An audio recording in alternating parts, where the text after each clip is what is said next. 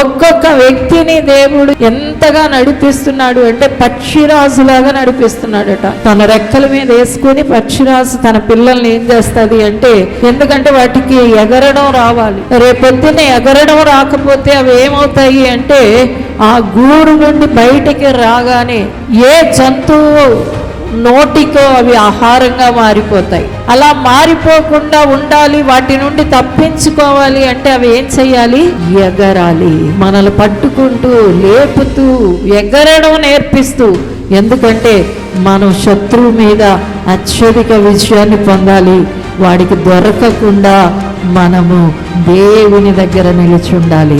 దేవుని బిడ్డలుగా దేవుడు మన కొరకు ఈ రీతి అయిన ప్రయాసపడుతున్నాడు. ఈ రీతిగా మనల్ని నడిపించే విధానంలో దేవుడు పనిచేస్తున్నాడు.